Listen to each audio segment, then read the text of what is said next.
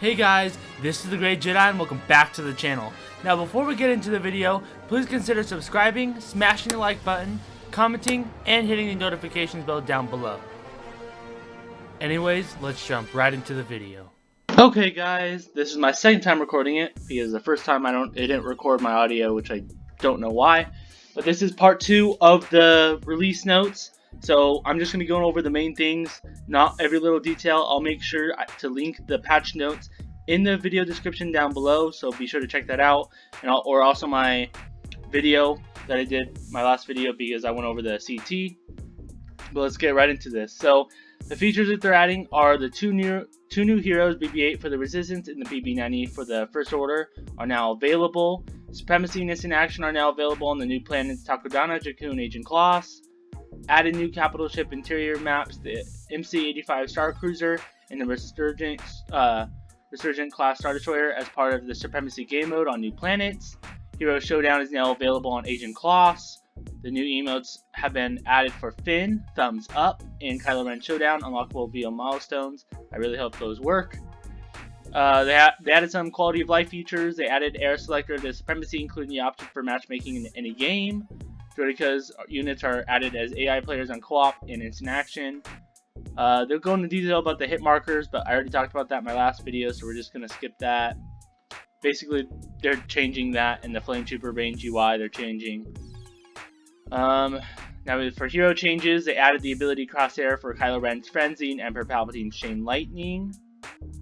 They fixed an issue that would not allow Darth Maul and Darth Vader to throw their lightsaber during a voice line action. Okay. Fixed an issue that would cause some of the abilities of Luke Skywalker, Darth Maul, and Yoda to affect enemies through objects. Okay, I had a big problem with that. I'm glad that's being fixed. That happened to me a lot, especially Galactic Assault. Fixed an issue that would prevent players from getting kill assists for multiple buff abilities that helped allies killing an enemy. Okay. The UI range for various abilities is now white. Intro animations for heroes in spawn and front end screen have been improved. Okay, so now we're moving on to the heroes. So General Grievous, they fixed an issue that would cause General Grievous to drain too much stamina from an opposing player when using Unrelenting Advance. So glad they fixed that, because that would happen to me all the time. Rey, they fixed an issue where Rey's mind trick would not apply VFX around the screen of the affected player. Okay. Darth Vader, alright, let's see. Darth Vader is now able to attack and block while choking. Very good. I hope he can also throw his lightsaber as he's choking like he did in Rogue One, but we'll just have to wait and see. They fixed an issue where Darth Vader would remain stuck in the choke animation if he used choke and dash immediately after. That would happen to me a lot, so I'm glad they fixed that. Okay, now Emperor Palpatine, he's supposed to be receiving a lot of nerfs, so let's see how they nerfed him.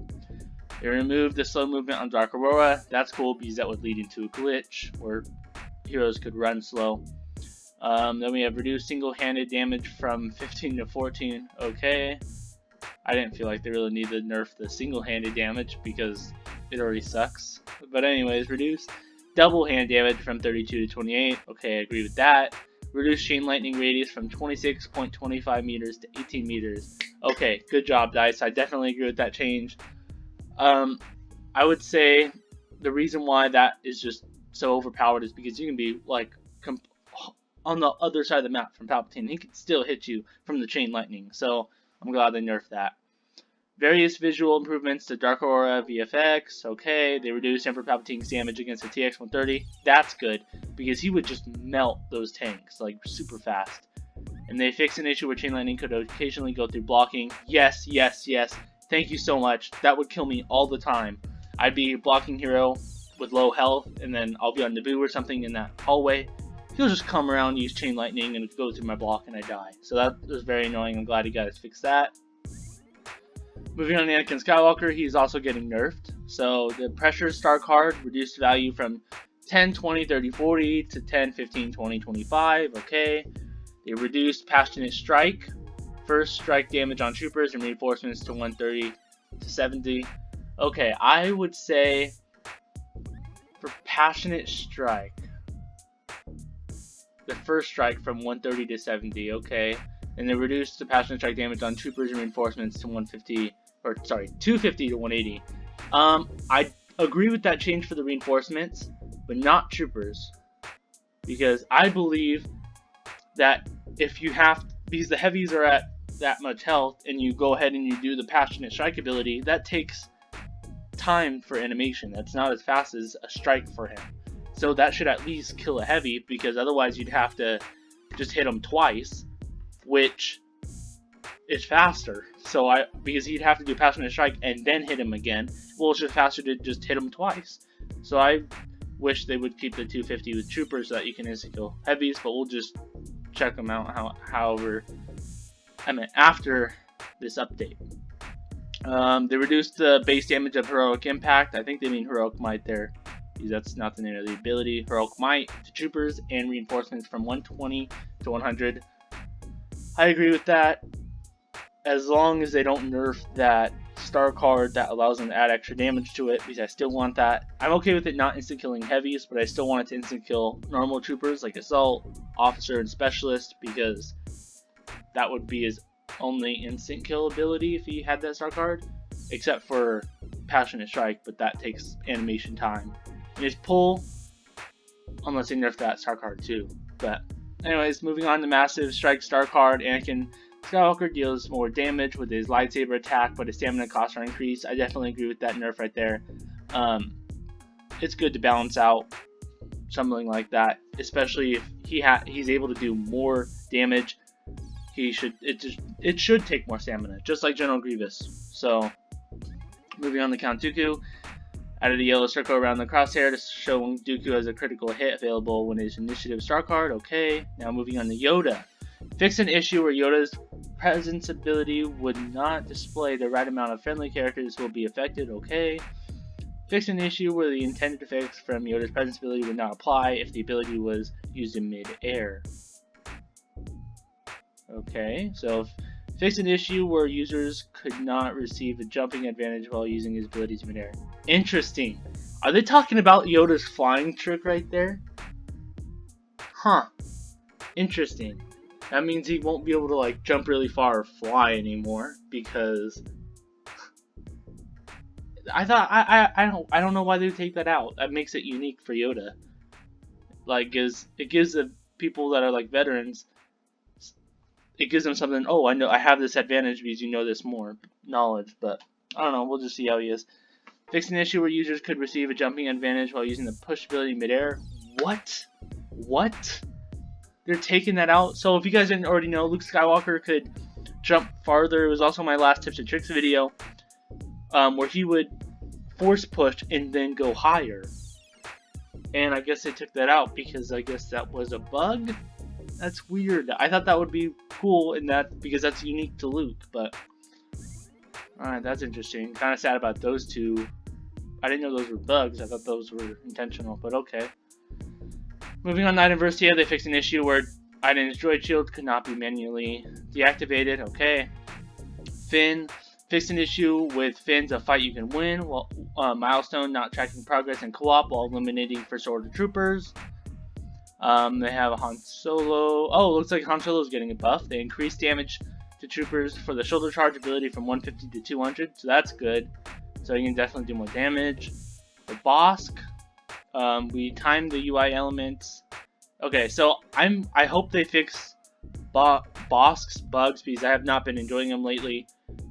Mainly because the 2-star cards I would use for him is what made him really fun, which was the Predator Instincts one that made his time more active, and the ones where the multi-trap star card where he'd be able to put more traps down, because those didn't work. So I hope they really fixed them, but we'll have to see. He's just been like that for like 2 months now. So it says the moment that they can start to detect enemies in its vicinity, now you can see the yellow radius circle appear around the mine, so you know that they have become armed. Okay, so that's a good change. They will also make it easier to experience the improvement of their arming speed that the star card trap arming speed brings. Okay, so that's good. It makes you see the benefit of that star card. They fixed an issue where Bosk would only throw 3 functional proximity mines when having the multi-trap star card equipped. Very good. I'm so happy with that change. I'll actually be using Bosk a lot more now. They fixed an issue with active time of Bosk ability Predator Instincts was ending before intended. Okay, good. That was the other problem I had with him. So it looks like Bossk is all fixed if this is true. Now, game mode and map changes. They removed the requirement for new matchmaking after each round in Blast, Strike, Extraction, APV, and Hero Showdown. Okay. Now they have some changes here in Supremacy and Co-op. Remember, I'm just going to be going over the main stuff. I'll link the patch notes in the description. For instant action, okay, so that's nothing important. You walk on, okay, just couldn't, okay, so fix an issue where players couldn't join a game too late. Okay, fix some mode changes over here. Fix an issue where the living world snails on footage would have no collision against bullets. Okay. Let's see. There's more map changes. Changes to classes and special units. Fix an issue with the crosshairs would not dim when using flame grenade or sonic floater. Okay. Visiting gunner. Okay. So basically, we talked about this in the last video. If you aim, it'll start rotating the gun, and then you would just be able to fire. So you wouldn't have to wait 1 to 2 seconds for it to fire. Traffic Spy, they fixed some issues and they increased the length of the rapid fire ability, so it looks like they buffed them. The Assault and Specialist, they made their middle abilities, the Vanguard and Infiltration abilities, quicker to undeploy. The Officer, we already talked about their nerf / buff, however you want to take that. They're buffing the Heavy, kind of like the Vizian Gunner, like where they can aim and the sentry gun will start spinning. These are just fixes here. Death Trooper, okay, that's reduced normal max health from 350 to 320. Alright, so Death Trooper is receiving nerf to bring it closer to other enforcers and to help bring its KD ratio closer to the other enforcers. If you guys don't know what KD is, kill to death ratio, and it looks like he's the top enforcer then, so he's getting a nerf. Now the Commander Droid, the AI is now evading by dashing instead of combat rolling. Okay, that's a good change. Alright, so this is how they're buffing the Droideka, if you guys don't already know. Increasing shield health from 550 to 600. Okay, so that's pretty good. Now, Gauge Droideka, 50% damage reduction while in move form. Okay, wow. That's a lot. 50% damage reduction. That's really good for objective purposes. If you're in Capital Supremacy, you could just go right past there and just let it rip. Then for Sith Troopers, they increase the fire rate of the weapon, so that's a buff for them. And they just have some fixes for the ATST, AI players, random general changes. I'll make sure I'll link this in the description again. That's important. VO announcers will now mention the era appropriate heroes that spawn in maps. Okay, that's important for immersive effects, because a lot of people, it just adds more immersive stuff to the game. Like when Luke Skywalker spawns in, they'll talk about him when you're a normal trooper, kind of like something they had in Battlefront 1. Okay, now moving on to known issues. The visual streaming issues can be noticed when first transporting to the capital ships of Jakku to go down on Agent Kloss. Okay, and issues preventing audio from being played when previewing the BB-8 and BB-90 emotes in the front end menu. Okay, so these are bugs that they know about. I'm sure they're going to be fixing them in the future update. So anyways, that does it for the part 2 for patch notes. If you guys want more specifics, I'll make sure to link it down below, and you guys can check out my CT video for more specifics. Anyways, don't forget to subscribe. This is the Great Jedi, and may the Force be with you always.